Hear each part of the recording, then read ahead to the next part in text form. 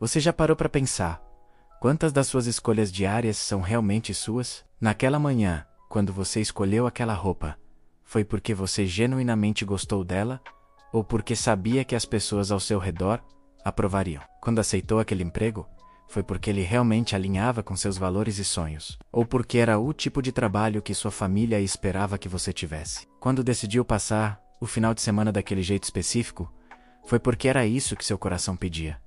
Ou porque era o que todo mundo parecia estar fazendo nas redes sociais? Essas perguntas podem parecer simples, mas revelam uma das questões mais profundas e perturbadoras da existência humana. Será que estamos vivendo nossa própria vida? Ou apenas representando um papel que outras pessoas escreveram para nós? É uma pergunta que deveria ser fácil de responder. Mas quando você realmente para e investiga com honestidade, percebe que a linha entre o que é autenticamente seu e o que foi importado de fora é muito mais nebulosa do que imaginava. Lembro de ter um momento de clareza chocante sobre isso há alguns anos. Estava numa festa de formatura de um curso que havia concluído.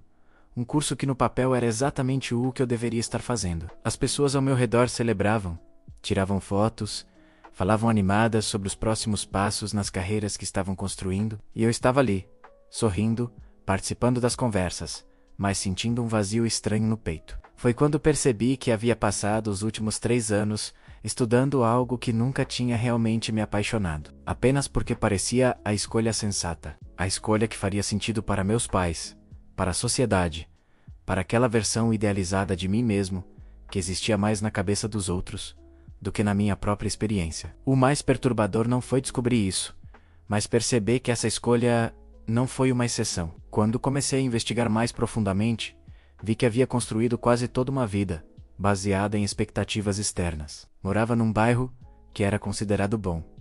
Tinha hobbies que eram socialmente aceitos. Mantinha relacionamentos que funcionavam bem na superfície. Expressava opiniões que não causavam muito conflito. Era como se tivesse criado uma versão editada de mim mesmo. Uma versão que funcionava bem no mundo, mas que estava cada vez mais distante de quem eu realmente era por baixo de todas essas camadas. A verdade é que todos nós fazemos isso em algum grau. Somos seres sociais. E parte fundamental da nossa sobrevivência evolutiva sempre foi nos adaptar ao grupo, ler sinais sociais, ajustar nosso comportamento para nos encaixar. Uma criança aprende rapidamente quais comportamentos ganham a aprovação dos pais e quais geram rejeição. Um adolescente modifica sua aparência e interesses para ser aceito pelos colegas. Um adulto calibra sua personalidade para se adequar ao ambiente profissional. O problema não é fazer essas adaptações em si. O problema surge quando perdemos completamente o contato com quem somos debaixo de todas essas máscaras sociais. Quando a adaptação deixa de ser uma ferramenta útil e se torna nossa identidade inteira. Quando não sabemos mais onde termina a persona social e onde começa nosso eu autêntico, ou pior, ainda quando nem temos certeza se existe um eu autêntico por baixo de tudo isso. Essa perda de contato com a própria autenticidade pode acontecer de forma tão gradual que nem percebemos. É uma série de pequenas concessões, pequenos ajustes, pequenas vezes em que silenciamos uma opinião verdadeira para evitar conflito. Ou aceitamos algo que não queríamos para não desapontar alguém. Ou seguimos um caminho que não era o nosso porque era o mais seguro ou esperado. Cada decisão individual pode parecer pequena e justificável, mas o efeito cumulativo ao longo dos anos é que você acorda um dia e não reconhece a vida que está vivendo como genuinamente sua. Uma das formas mais sutis e perigosas disso acontecer é através do que chamo de introjeção de valores. É quando internalizamos tão profundamente as expectativas e valores de outras pessoas que passamos a acreditar que são nossos. Você não está apenas seguindo o que seus pais querem para evitar conflito. Você genuinamente acredita que quer a mesma coisa. Você não está apenas se conformando às normas sociais por conveniência. Você realmente acha que concorda com elas. O desafio é que separar o que é autenticamente seu do que foi absorvido do ambiente exige um trabalho arqueológico interno profundo. É como tentar distinguir suas memórias reais de memórias que foram construídas por fotos e histórias que outras pessoas contaram sobre você. Requer uma honestidade brutal consigo mesmo, uma disposição de questionar até as coisas que parecem mais certas sobre sua própria identidade. Comecei esse processo de investigação fazendo uma pergunta simples, mas poderosa para cada área importante da minha vida. Se ninguém nunca fosse saber, se não houvesse consequências sociais ou financeiras, se eu não precisasse justificar para ninguém o que eu realmente escolheria. A diferença entre essa resposta e o que eu estava realmente fazendo me mostrou o tamanho do gap entre a vida que estava vivendo e a vida que era autenticamente minha. Descobri, por exemplo, que não gostava realmente de muitas das atividades sociais que ocupavam meus finais de semana. Fazia porque era esperado, porque meus amigos faziam, porque parecia o que pessoas da minha idade deveriam fazer. Quando era honesto comigo mesmo, preferia passar tempo sozinho, lendo, caminhando ou trabalhando em projetos criativos. Mas havia uma voz interna que dizia que isso era antissocial, que eu deveria ser mais extrovertido, que havia algo errado em preferir solidão à agitação social. Essa voz interna crítica é muitas vezes o principal obstáculo para viver autenticamente. É a internalização de todas as mensagens que recebemos ao longo da vida sobre como deveríamos ser. Não é exatamente a voz dos nossos pais ou da sociedade, mas algo que se tornou parte da nossa própria estrutura psicológica. É o que os psicólogos chamam de superego, ou o que algumas tradições chamam de crítico interno. Esse crítico interno tem muitas frases favoritas. Você deveria ser mais ambicioso. Você deveria se contentar com o que tem. Você é egoísta por querer isso. Você é fraco por não conseguir aquilo. Pessoas como você não fazem esse tipo de coisa. Você está decepcionando todo mundo. Você está sendo irresponsável. Você está sendo covarde. E a parte mais confusa é que essas vozes soam como se fossem nossas próprias conclusões, quando na verdade são ecos de mensagens que internalizamos ao longo da vida. Aprender a distinguir essas vozes internalizadas da sua própria voz autêntica é uma habilidade que requer prática. Uma técnica que achei útil é perguntar: de onde vem essa crença ou julgamento? Consigo identificar quem na minha vida diria exatamente isso? Essa é realmente minha opinião? Ou estou repetindo algo que absorvi? Lembro de estar numa encruzilhada profissional onde havia recebido uma proposta para trabalhar numa área criativa que sempre me fascinou, mas que pagava significativamente menos do que meu emprego atual. A voz na minha cabeça imediatamente começou a listar todos os motivos pelos quais isso seria irresponsável, imaturo, arriscado demais. Mas quando parei para investigar, percebi que estava ouvindo exatamente os argumentos que meu pai usaria, combinados com mensagens culturais sobre sucesso e estabilidade que havia absorvido sem questionar. Quando finalmente consegui silenciar essas vozes e me perguntar o que eu realmente queria, a resposta era clara. Queria aceitar a proposta. O medo era real.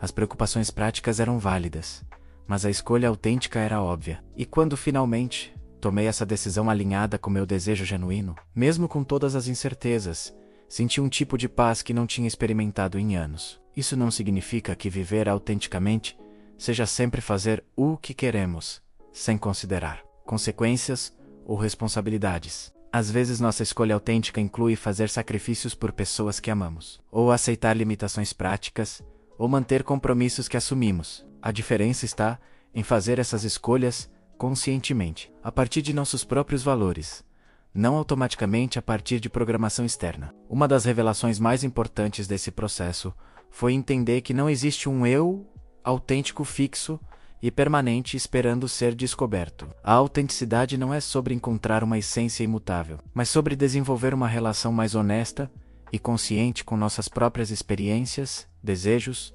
valores e escolhas. É um processo dinâmico, não um destino estático. Isso significa que viver autenticamente não é sobre ter todas as respostas ou saber exatamente quem você é sobre estar disposto a investigar honestamente, a questionar suas próprias certezas, a experimentar, a errar, a ajustar curso. É sobre criar espaço para que sua própria voz emerja em meio ao barulho de todas as outras vozes que competem por sua atenção. Uma das perguntas que considero mais reveladoras nesse processo é: quando foi a última vez que você se surpreendeu com você mesmo? Quando foi a última vez que fez algo que não era completamente previsível baseado no seu padrão habitual? Quando foi a última vez que expressou uma opinião que sabia que seria impopular? Quando foi a última vez que seguiu o impulso genuíno, mesmo sem saber exatamente para onde levaria? Se suas respostas a essas perguntas indicam que você está sempre dentro de uma zona segura e previsível, pode ser um sinal de que está vivendo mais de acordo com o script aprendido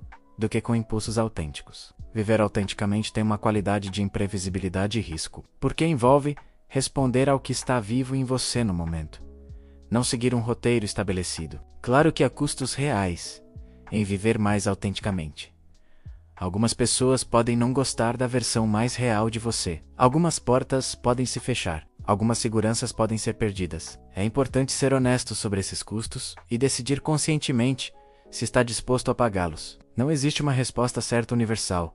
Cada pessoa precisa encontrar seu próprio equilíbrio entre autenticidade e adaptação social. Mas há também custos profundos em não viver autenticamente. O custo de olhar no espelho e não reconhecer a pessoa que está olhando de volta. O custo de chegar ao fim da vida e perceber que viveu principalmente para atender expectativas alheias. O custo psicológico de manter uma discrepância constante entre quem você é e quem você apresenta ao mundo. Esses custos podem se manifestar como depressão, ansiedade, vazio existencial ou simplesmente uma sensação persistente de que algo importante está faltando. Uma das coisas mais libertadoras que aprendi é que você não precisa da aprovação de todo mundo. Na verdade, é impossível viver autenticamente e ter aprovação universal. Diferentes pessoas têm diferentes expectativas e valores, e tentar satisfazer todos simultaneamente é uma receita garantida para perder contato com o que você realmente quer e valoriza. Isso não significa ser deliberadamente controverso ou desrespeitar outras pessoas. Significa escolher conscientemente de quem você quer aprovação e de quem está disposto a não ter. Significa priorizar a congruência interna sobre a harmonia externa. Significa estar disposto a desapontar algumas pessoas para não desapontar a si mesmo. Lembro de uma conversa difícil que tive com meus pais quando finalmente decidi fazer mudanças significativas na minha vida, que sabia que eles não aprovariam. Esperava uma batalha, argumentos, tentativas de me convencer a mudar de ideia. O que aconteceu foi mais interessante. Depois da surpresa inicial, percebi uma espécie de respeito crescendo. Era como se, ao finalmente me posicionar autenticamente, eu tivesse me tornado mais real para eles, mesmo que não concordassem com minhas escolhas. Isso me ensinou algo importante. Muitas vezes as pessoas respeitam mais nossa autenticidade do que nossa conformidade, mesmo quando nossa autenticidade vai contra o que elas querem para nós. Não sempre, claro, mas mais frequentemente do que imaginamos. E mesmo quando não respeitam, sua própria integridade e paz interna valem o preço da desaprovação externa. No final das contas, a pergunta sobre se estamos vivendo nossa própria vida ou a dos outros não é algo que respondemos uma vez e pronto. É uma pergunta que precisamos revisitar constantemente, em cada decisão importante, em cada encruzilhada. É um exercício contínuo de autoinvestigação e coragem para alinhar nossas escolhas externas com nossa verdade interna, por mais inconveniente ou assustadora que essa verdade possa ser.